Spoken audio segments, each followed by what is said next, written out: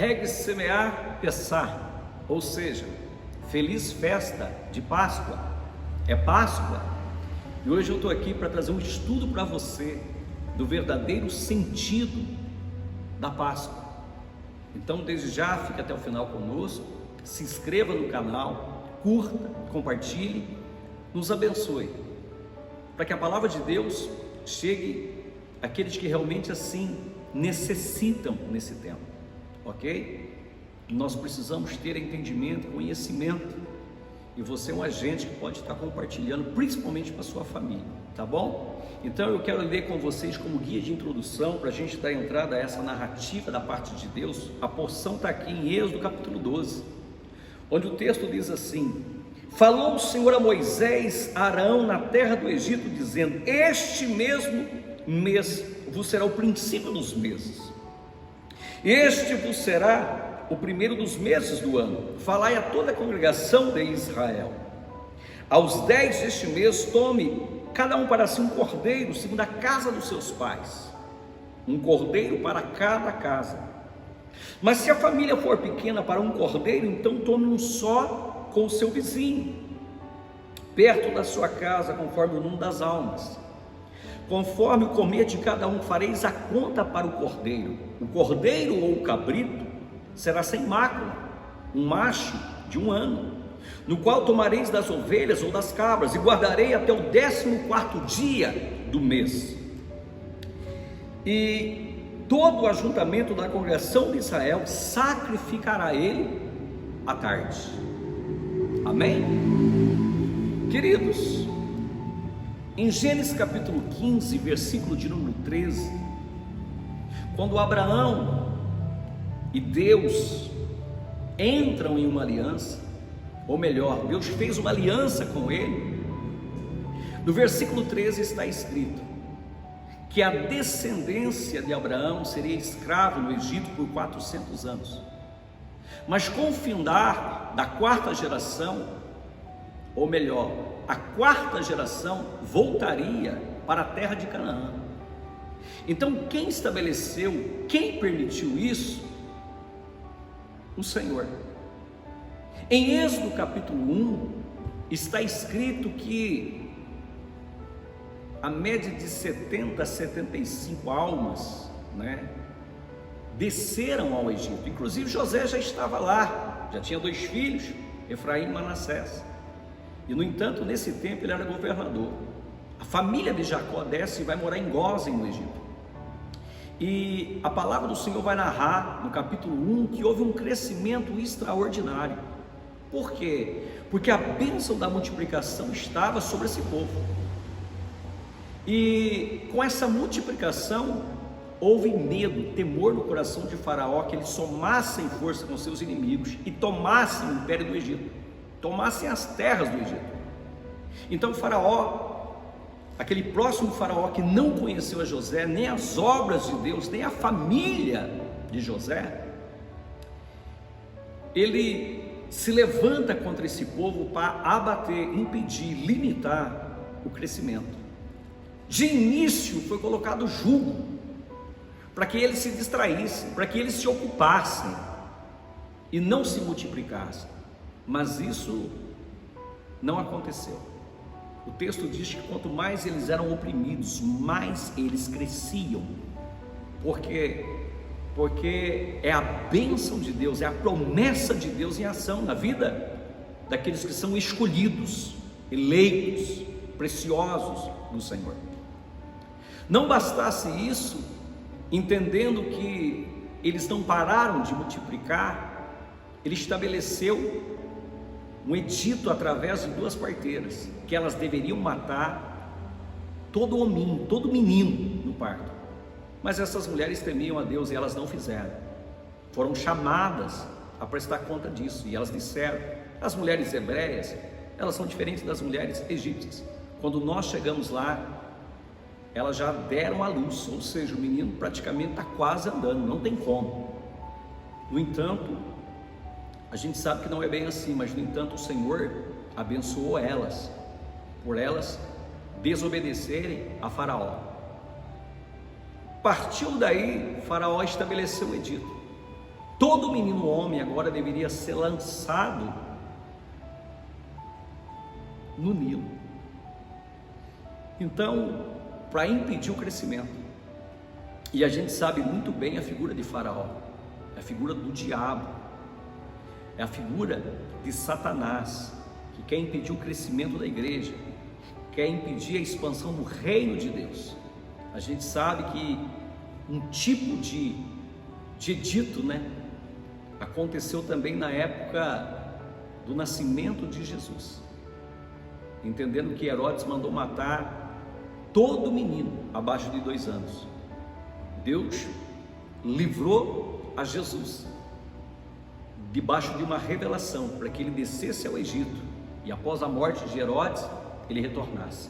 Mas vamos lá, no meio de todo esse caos, no meio desse momento de trevas, um varão da casa de Levi casou com uma varoa da mesma tribo, e nasceu um homem por nome de Moisés, que no capítulo 3, Deus chama ele para que ele fosse o agente de momento libertador do povo de Israel.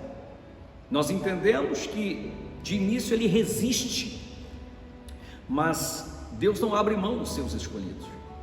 Eu vejo pessoas evitando o chamado, fugindo do chamado. Quando Moisés disse principalmente, ou seja, eu não sei falar, você sabe o que eu entendo? É Deus dizendo, agora ele está pronto, porque essa glória vai ser minha, esse poder vai ser meu. Até que no final ele resolve ir, e ele deveria ir com seu irmão Arão diante de Faraó, e falar para Faraó liberar o povo. Mas olha que contradição, olha que paradoxo, o mesmo Deus que manda Moisés é o Deus que disse assim, eu vou endurecer o coração dele, para que ele não libere o povo, para que eu possa mostrar ao Egito o meu poder, para que o meu nome seja glorificado nessa obra. E a gente sabe que o que houve no Egito, se a gente fazer uma comparação com o Apocalipse, não é tão diferente. Então houve uma ação apocalíptica no Egito. Deus, através de Moisés, fez sinais, prodígios e maravilhas, mas devido a uma resistência da parte de Faraó, Deus estabelece juízo contra os deuses do Egito. Foram 10 pragas, inclusive eu anotei aqui, a primeira praga, Deus transformou a água em sangue. A segunda praga, a praga das rãs, todas as terras do Egito, o palácio, todo o reino do Egito, havia em toda a terra rãs. Terceira praga, piolhos. Quarta praga, moscas. Peste nos gados. Sexta praga, sarna, tanto nos homens quanto nos animais. Úlceras. Sétima praga, uma chuva de sairaiva, chuva de pedras, acabou com com as novidades da terra, com toda a plantação do Egito. Oitava praga, gafanhoto, fez limpa. Nona praga, trevas, 3 dias de trevas, a ponto das pessoas poderem palpar as trevas. Olha como era isso, trevas densas. E a 7ª praga, a morte do primogênito. Vamos entender isso aqui. Na verdade, Deus estava combatendo os principados do Egito, e Ele estava mostrando que realmente Ele é o Senhor, Ele é o único Deus, entendendo que o Egito sempre foi e sempre esteve debaixo de um panteão politeísta, adoração a vários deuses, tinha Deus para tudo. E quando Deus estabelece essas pragas, foram para combater esses deuses, e a última praga realmente foi para combater o próprio Faraó, que uma vez no ano também era adorado. E desde a primeira praga houve resistência, ele não liberou o povo, e Deus foi oprimindo o Egito. Agora entenda, essas pragas só aconteciam na terra do Egito, ainda que Gósen fazia parte da terra do Egito, mas na cidade de Gósen, onde os hebreus estavam, essas pragas não eram estabelecidas. Por quê? Porque aqueles que são chamados pelo Senhor, aqueles que são alcançados pelo Senhor, eles são guardados. Deus é o Deus que guarda a tua casa. O Egito é símbolo do mundo. O mundo, a palavra do Senhor diz, jaz do maligno, está debaixo de maldição. Mas se você está no Senhor, você está guardado, tua casa está guardada, a tua família está guardada. Então essas pragas, elas feriam somente os egípcios, mas na casa do hebreu não tinha rã, não tinha piolho. A cisterna do hebreu não se transformava em sangue. Por quê? Porque é o povo de Deus, é os escolhidos de Deus. Agora, tudo isso, qual que é a figura maior? Isso que é a graça de Deus, é o favor de Deus, para aqueles que realmente decidiram temer o seu nome, buscar a sua presença, ser estabelecidos debaixo da promessa dele. Agora, para a gente adiantar, a 10ª praga foi a morte dos primogênitos. Só que antes dela ser estabelecida, no capítulo 12, Deus dá todas as diretrizes, todas as coordenadas, para que realmente os hebreus, o povo de Deus, eles fossem livres dessa maldição. Porque Deus estabeleceu que todos os primogênitos, todos, até dos animais, eles morreriam. O anjo da morte visitaria o Egito e mataria. Só que Deus, para Israel, por isso que é bom andar com Deus. Quem anda com Deus anda na frente. Quem anda com Deus tem direção. Deus trouxe uma palavra a Moisés e para Arão, e Deus disse: este mês vos será o princípio dos meses, e este vos será o primeiro dos meses do ano. Nós entendemos que esse mês que Deus estabeleceu, que essa época, essa estação, primeiro que era a primavera, mas é o mês de Abib, não que Abib é o mês, né? Mas eles dizem o mês de Abib, porque é o mês da colheita da cevada, onde os primeiros frutos da cevada estão tenros, estão para amadurecer, está no processo de amadurecimento. Então é chamado mês de Abib. Mas no entanto, dentro do calendário judaico é Nissan. A palavra Nissan no hebraico significa primeiros frutos. Primeiros frutos. E é interessante que nós temos e aprendemos pela palavra de Deus que Israel, eles têm 2 calendários. Porque Nissan é o calendário deles nesse tempo do mês de abril, que para nós aqui é abril, para eles é Nissan. Que o calendário deles é lunar, o nosso é o gregoriano, o solar. E o texto diz assim: este mês vos será o princípio dos meses. Mas como assim? Sendo que o cabeça do ano, o Rosh Hashanah, que é o mês de Tisri, se eu não me engano, para nós aqui é setembro. Então eles têm 2 calendários: o calendário civil, que começa em setembro, e o calendário religioso. Por isso que quando você lê a palavra, você tem que saber disso para você não fazer confusão. E aqui Deus está estabelecendo o seguinte: o calendário religioso, dizendo a Páscoa, ela dá o início a um novo tempo. A Páscoa, ela dá início a uma nova jornada, porque Deus está dizendo: olha, este mês vos será o princípio dos meses, e vos será o primeiro dos meses do ano. Deus está dizendo aqui, é uma palavra para mim e para você: o que passou, passou, é Páscoa, e o que vai ser contado é daqui para adiante. Então é um novo ciclo. Páscoa é um novo ciclo, é um novo tempo. fala de uma novidade de vida. Então é uma figura, conforme Hebreus capítulo 10, versículo 1 diz que o Velho Testamento são sombras das coisas futuras. Então isso aqui aponta para a novidade de vida, para o novo nascimento, uma nova jornada. Olha que tremendo, olha que figura linda. E não somente isso, ele diz o seguinte: falai a toda a congregação de Israel, dizendo: ao 10 deste mês tome para cada um, ou melhor, para si um cordeiro, segundo as casas dos pais, um cordeiro para cada casa. Primeiro, o sentido real da Páscoa é o cordeiro. Inclusive Jesus, ele diz no Evangelho segundo João, ali está escrito, João Batista fez essa declaração: eis o Cordeiro de Deus que tira o pecado do mundo. E quem é o Cordeiro de Deus? É Cristo. O Cordeiro de Deus é Jesus.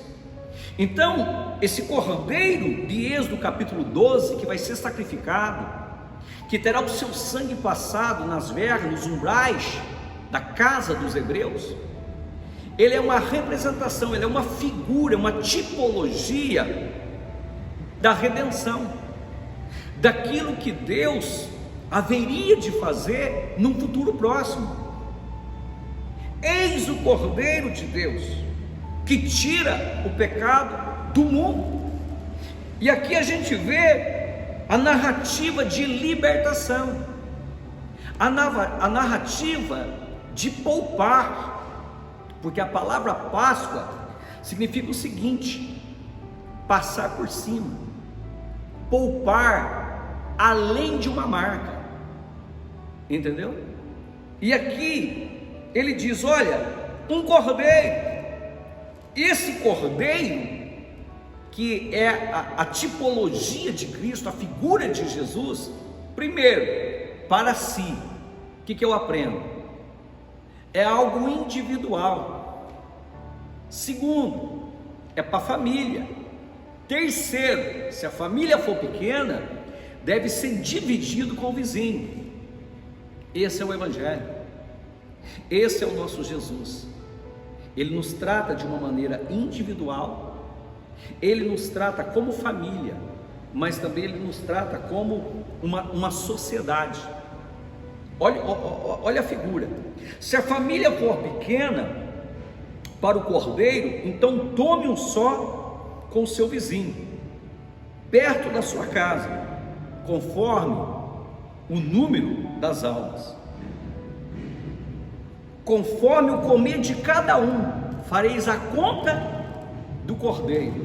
Ou seja, não podia sobrar, não pode sobrar.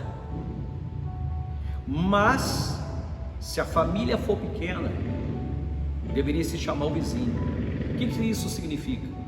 Deus quer salvar você, Deus quer salvar a família, mas também Deus quer salvar o teu vizinho.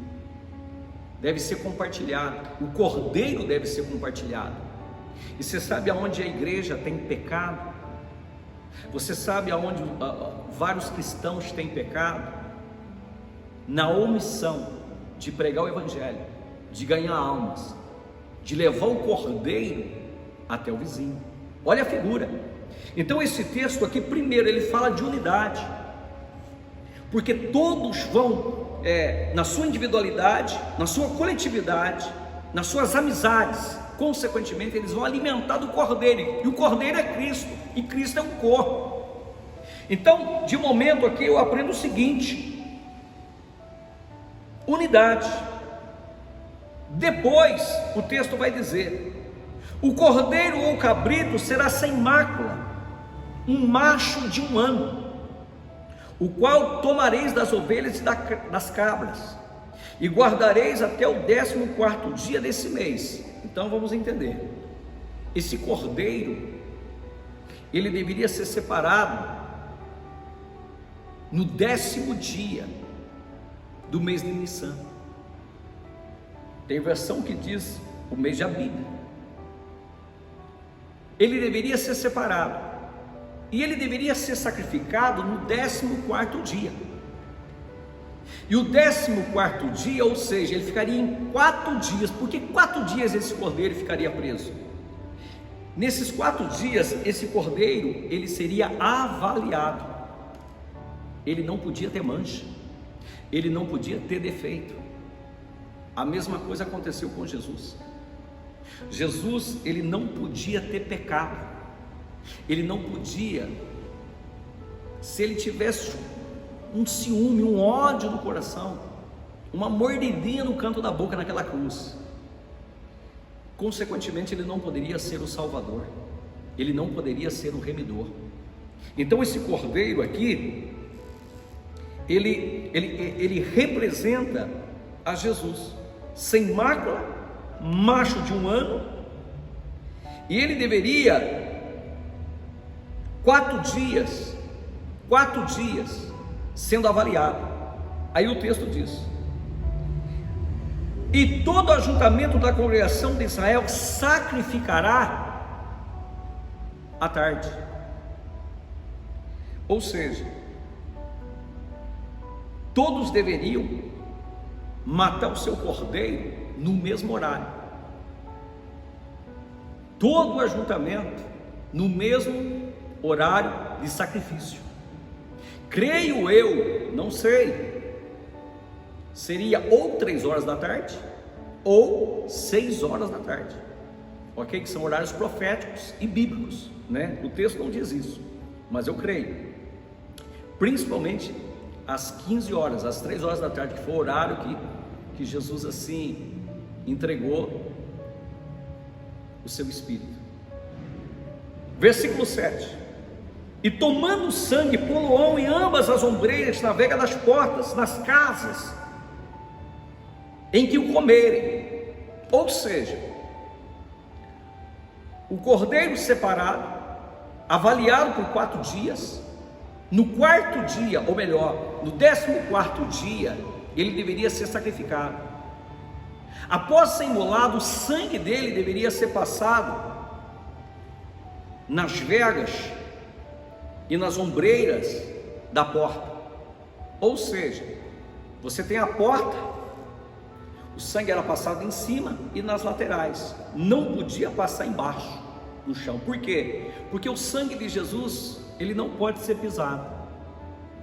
Agora, aprenda comigo, o sangue na vega, nas ombreiras, é a representação de uma cruz. Então, isso aqui aponta para o Calvário, aponta para o sacrifício de Jesus, aponta para a morte do Cordeiro de Deus que tirou o pecado do mundo.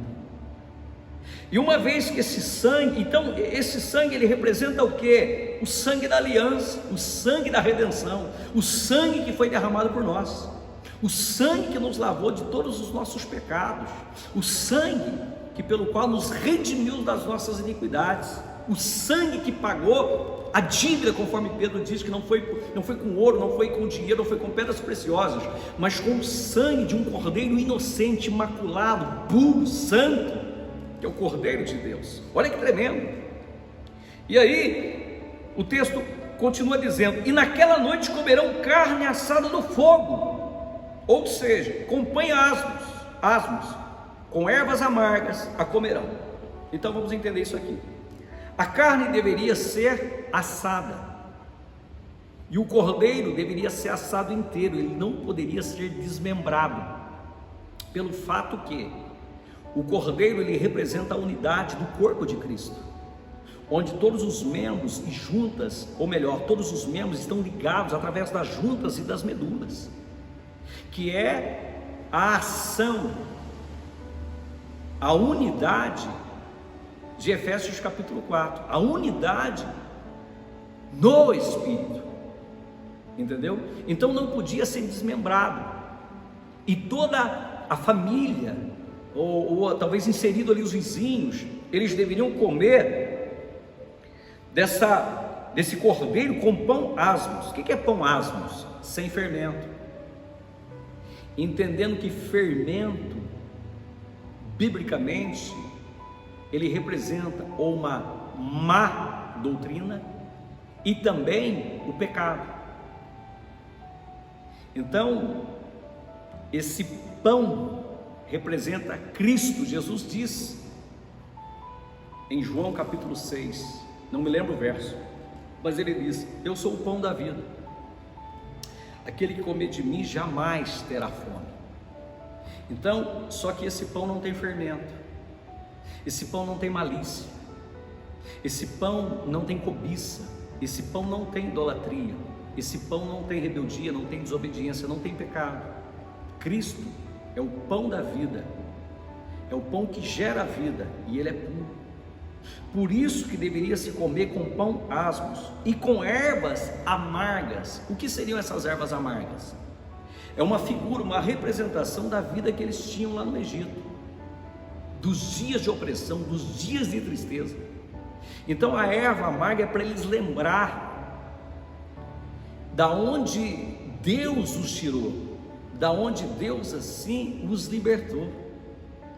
Então isso aqui não seria somente um rito, mas um memorial, de trazer uma lembrança da onde Deus havia tirado eles, porque aqui eles vão sofrer uma libertação, é a noite da libertação, porque Páscoa é libertação, Páscoa é Cordeiro de Deus, Páscoa é pão sem fermento, Páscoa é ervas amargas,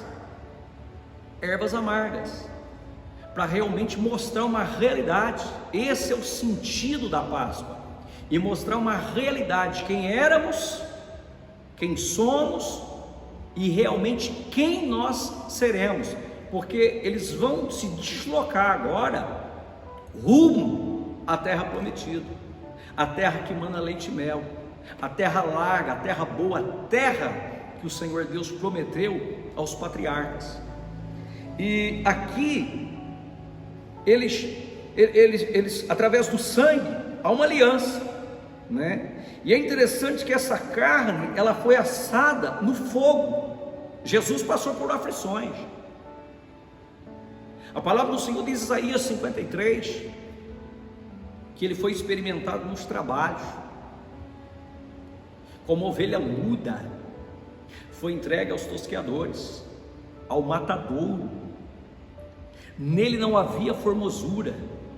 Então ele foi tanto experimentado que, se nós olhássemos para ele, nós não acharíamos nenhuma beleza nele, porque ele levou sobre si as nossas dores, os nossos castigos. A paz que nos concede hoje pelo seu Espírito foi produzida através de sofrimento. Jesus foi provado, Jesus sofreu, Jesus padeceu para pagar a nossa dívida, que era uma dívida impagável, sabe? Então esse é o sentido da Páscoa. Agora deixa eu abrir um parênteses aqui. Não somente no mês de abril, mas também isso é notório no mês de dezembro. E você percebe que a palavra de Deus trazendo essas figuras, trazendo essa revelação, o verdadeiro sentido da Páscoa, no nosso tempo, na nossa geração, isso vem sido sabotado. Porque quando se trata do nascimento de Jesus, hoje se fala mais em Papai Noel, em árvore de Natal, em trocar presentes, do que no real sentido do nascimento do Salvador. Seria isso uma coincidência? Não. A gente vê por trás um plano diabólico para roubar a identidade, para roubar a figura, para realmente roubar o verdadeiro sentido daquilo que Deus quer transmitir, daquilo que Deus quer ensinar, daquilo que o Espírito quer instruir. E não é tão diferente no mês de abril, porque quando nós falamos em Páscoa, hoje, qual que vem na mente das pessoas? Principalmente na mente das nossas crianças? O coelho, ovo de chocolate, o coelhinho da Páscoa. E isso é triste, porque você vê algumas denominações fazendo o culto da Páscoa. ele fala do cordeiro, o pastor fala do cordeiro, fala de todo o processo da libertação, fala a respeito do sangue do cordeiro nos umbrais da porta, mas no término do culto, as crianças saem no cultinho com aquelas carinhas de coelhinho, tudo pintado de coelhinho, e às vezes, isso eu falo porque, não que eu presenciei, mas um discípulo meu presenciou em uma certa denominação, no término, o pastor dá ovo de chocolate para todos e diz: Feliz Páscoa. Irmãos, deixa eu dizer algo para vocês, nós precisamos ir na origem, nós precisamos pesquisar, nós precisamos estudar. Por quê? Porque no século XVIII, os povos germânicos, ou seja, os alemães, anglo-saxônicos, eles foram para os Estados Unidos e levaram essa cultura para lá. Com 100 anos após, até aqui no Brasil, já estava comemorando na Páscoa o coelho, já estava se vendendo os ovos de chocolate, e isso se tornou uma cultura, isso se tornou uma tradição. Só que paramos para rever isso. Aonde surgiu isso? Qual a origem disso? Quando nós temos uma palavra alemã, eu anotei aqui, Ottershase, significa coelhinho da Páscoa. É uma palavra derivada de uma deusa, do nome de uma deusa chamada Ostara, que, segundo os anglo-saxões, os povos germânicos, era a deusa da fertilidade, e o formato dela era uma lebre, uma coelha, que eles tinham em mente que uma vez que ela sendo adorada, se produzia fertilidade na terra, e eles adoravam ela, levando ovos de galinha pintados e colocavam diante dela. Ficava alguns dias, depois eles pegavam esses ovos e levavam para suas casas, entendendo que a bênção, que não é bênção, seria a maldição, através dela, consequentemente, estava agora na sua casa, na sua família. A fertilidade estava sendo introduzida na sua propriedade, introduzida talvez até uma mulher estéril gerar. Havia uma crença, e todo esse paganismo foi introduzido hoje, infelizmente, dentro da igreja. Não falando também do comércio, porque o negócio é dinheiro, sabe? Mas qual que é o objetivo? O objetivo é roubar a figura, o objetivo é neutralizar a revelação. Ah, bispo, o senhor está sendo muito ignorante. Não, irmãos, eu sirvo a Deus, não sou legalista, não sou religioso, estudo as Escrituras, já tive experiências com o mundo espiritual e eu sei do que eu estou falando. Entendo. Falar de coelho da Páscoa, de ovos de chocolate nessa época, seria ir contra realmente a fé, a verdadeira fé nas Escrituras, ir contra o ensino da parte de Deus, porque nunca foi e nunca será o coelho, mas sim o cordeiro, e nós devemos defender a nossa fé, nós devemos defender aquilo que realmente mostra o verdadeiro sentido da nossa libertação, o Cordeiro de Deus, aquele que foi imolado. Assim como esse cordeiro morreu e o sangue dele foi passado na casa, Jesus derramou o sangue dele na cruz, e o sangue hoje está sobre a igreja do Senhor, está sobre as nossas vidas, e a maldição não tem acesso, o anjo destruidor não tem acesso naqueles que pelo qual foram marcados pelo sangue do cordeiro. Isto é Páscoa. Então nunca foi e nunca será o coelho, e sim o cordeiro.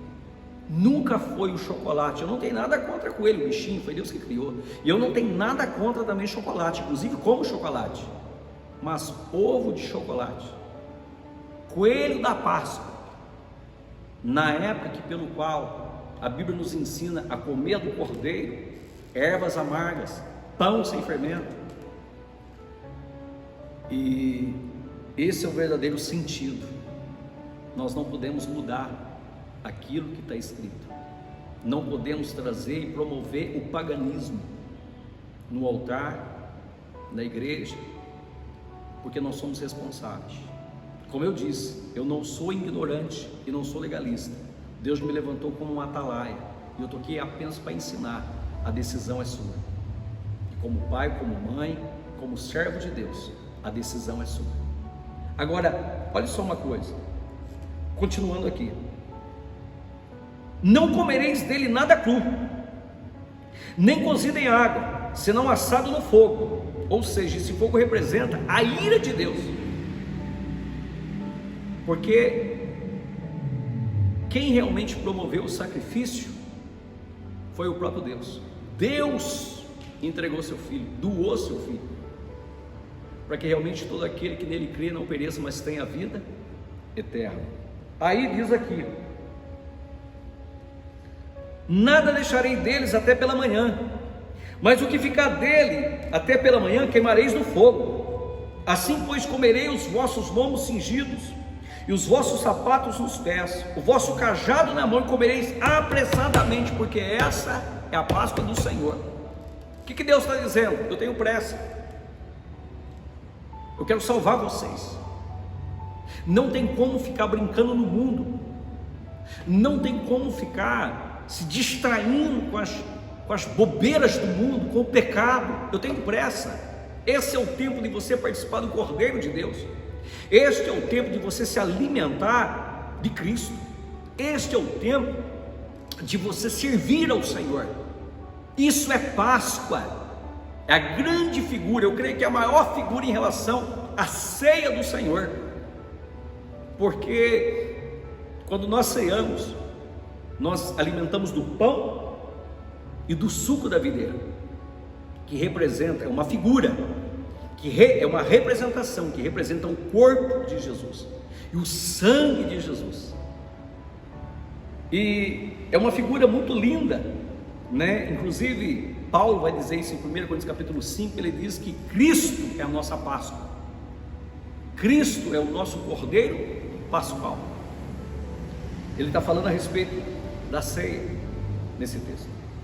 E aqui, versículo de número 11 do capítulo 12: apressadamente, essa é a Páscoa do Senhor. Ou seja, não perca tempo, não perca tempo, se avance na libertação, se avance em sentido à promessa de Deus. Não dê lugar à perca de tempo, mas pelo contrário, se apresse. Versículo 12: passarei pela terra do Egito esta noite, ferirei todo primogênito na terra do Egito, desde os homens até os animais, sobre todos os deuses do Egito farei juízo. Eu sou o Senhor. E aquele sangue vos será por sinal nas casas em que estiverdes.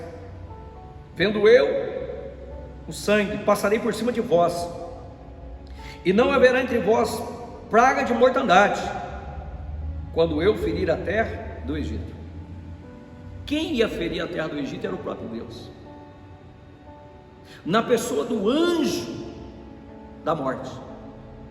Deus permitiu um anjo da morte passar na terra do Egito, e esse anjo visitava cada casa dos egípcios, visitava os currais, os pastos, e foi matando os primogênitos. Mas Deus havia dito através de Moisés aos hebreus: uma vez que o sangue fosse passado nos umbrais, ninguém deveria sair da casa, porque na meia-noite o Senhor visitaria, e um espírito de mortandade viria sobre a terra do Egito. Olha a importância de servir a Jesus, olha a importância de ser revestido com o sangue de Jesus, olha a importância de você se alimentar do Cordeiro, e mais, toda a tua casa, toda a tua família coberta com o sangue de Jesus. Então, naquela noite, o texto diz que o anjo do Senhor visitou o Egito, a casa que não tinha sangue, o sangue do cordeiro, o primogênito da família, do casal, morria. Inclusive, o anjo da morte matou o filho de Faraó, o primogênito de Faraó, e todos os primogênitos das criações do gado, das ovelhas, dos bois, dos camelos, morreram. Olha a importância do sangue de Jesus. E isso é a graça de Deus, o favor de Deus. Nós precisamos cobrir a nossa casa nessa Páscoa, clamar pelo sangue do Cordeiro. Se alimentar do Cordeiro é alimentar da palavra de Deus. Se reunir para comer do Cordeiro é você estar na casa de Deus, sentado à mesa do Senhor, na ceia do Senhor, se alimentando. Olha as figuras, porque esse é o alimento espiritual que nos mantém, que nos livra de toda maldição, livra individualmente também a família e os seus descendentes, porque Deus tem promessa, não somente para mim, mas para a geração do justo, para aqueles que temem o nome dele. Então pense nisso. Páscoa é um novo tempo, Páscoa é primavera, são flores, são frutos, é Nissan, é o mês de Abib, é o mês da colheita dos primeiros frutos. Páscoa é libertação, é remissão, é pagamento de dívida, é algo sério, não é coelho, não é chocolate, é o Cordeiro. Esse é o sentido, é Cristo, Cristo em vós, esperança da glória. Pensa nisso. Aí ele diz, olha, versículo 14: esse dia vos será por memória, e celebrareis por festa ao Senhor nas vossas gerações, celebrareis por estatuto perpétuo. Então vamos entender isso aqui. Primeiro, Páscoa houve um acontecimento. Segundo, se tornou numa festa. Inclusive Páscoa para o judeu é 7 dias, que se conta do dia 14, que é a morte do cordeiro, até o dia 21, que é a festa de pão asmos. Nesse tempo, nesses 7 dias de festa, o judeu remove todo o fermento, e eles são assim até um pouco extremo, sabe? Eles não aceitam nem farelo de bolo, nem de pão na casa deles, entendeu? Por quê? Porque eles celebram a festa. Nós temos a revelação dessa festa. Nós celebramos Páscoa, o verdadeiro sentido, mas a revelação dessa festa de pão asmos, ou seja, uma vida sem pecado. Por quê? Porque essa festa vem depois da Páscoa, ou seja, Cristo morreu por nós. Eu aceito Cristo, primeiro dia, primeiro mês, novidade de vida. Agora eu nasci em Cristo, festa de pão asmos, ou seja, daqui para diante é uma vida sem pecado, é uma vida sem rebeldia, é uma vida sem ser guiado pelo Deus desse século, que é o diabo. É uma vida agora no Espírito, é uma vida sendo orientado, ensinado, conduzido pelo Espírito de Deus. Então esse é o sentido. Então vamos lá, nós temos um acontecimento que a partir dali se torna um memorial de festas, e nós temos uma revelação maior, que é a ceia do Senhor, onde nós proclamamos a sua morte e também a sua vinda, porque na ceia do Senhor nós entendemos que Cristo morreu por nós e proclamamos a sua vinda. Ou seja, eu vou ficar na mesa, eu vou permanecer na mesa, eu vou me alimentar de Cristo, vou alimentar dessa mesa, do Cordeiro, até que Ele venha. Então é uma festa que Deus aqui estabeleceu como estatuto perpétuo para Israel, mas nós temos a revelação. Cristo é a nossa Páscoa, Ele é o Cordeiro de Deus, e só Ele pode remover o pecado do mundo. Na verdade Ele já fez isso, mas isso para quem realmente crê, porque quem não crê, as Escrituras dizem que a pessoa permanece debaixo da ira de Deus. Então um dia Deus vai visitar novamente a terra. A gente vê isso em Apocalipse. Se eu não me engano, o anjo destruidor em Apocalipse é Abidom ou Apolion, o anjo destruidor. Não sei se é o mesmo, né? Se eu não me engano, tem em Apocalipse capítulo 9. É o anjo que saiu do abismo para estabelecer juízo, para matar. Então isso já teve um acontecimento no Egito, que é o símbolo do mundo, e vai haver novamente. Então nós precisamos do sangue do Cordeiro. Sua família precisa do sangue do Cordeiro.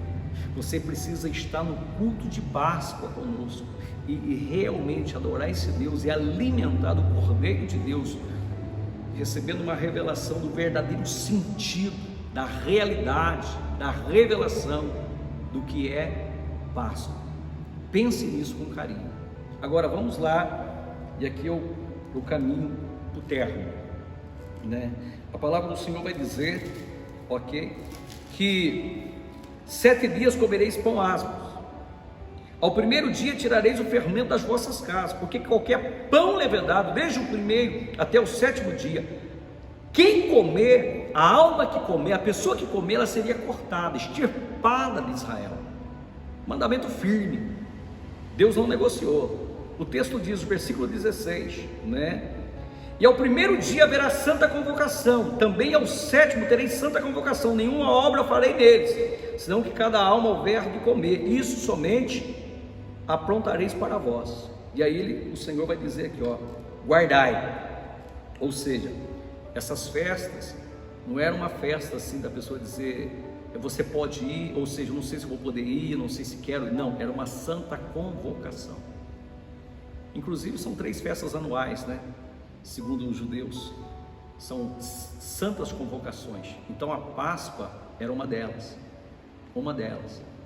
onde eles deveriam comer o cordeiro, celebrar 7 dias pão asmos. Os pais deveriam narrar o acontecimento do Egito, e assim realmente aconteceu. À meia-noite, o anjo destruidor veio na terra do Egito. Irmãos, imaginou a destruição, imaginou o caos, imaginou a tristeza, o choro, a perda. Só que na casa dos hebreus, o anjo passava por cima. Esse povo foi liberto. Uma média de 600 mil homens, fora as mulheres e crianças, uma noite inteira. Seria mais ou menos de 2 a 3 milhões de pessoas numa noite, saíram da terra do Egito. E a palavra do Senhor diz que eles não saíram de mãos vazias, não, eles despojaram o Egito. Despojaram, por quê? Porque Páscoa também fala de provisão. Deus vai tirar do ímpio, está escrito, Deus vai tirar do ímpio e vai entregar para o justo. Esta é a promessa da parte de Deus, no ciclo da Páscoa. Deus fará isso na sua casa, na sua vida. Mas você precisa participar dessa mesa, você precisa participar do Cordeiro. Nós necessitamos do Cordeiro, amém? Então digo novamente, nunca foi o coelho, e sim o Cordeiro.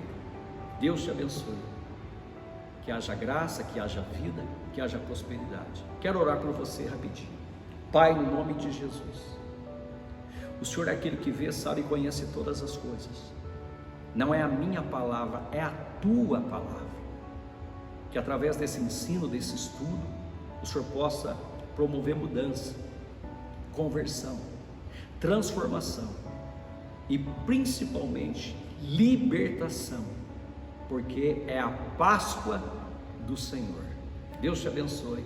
Até o próximo vídeo. Abraço.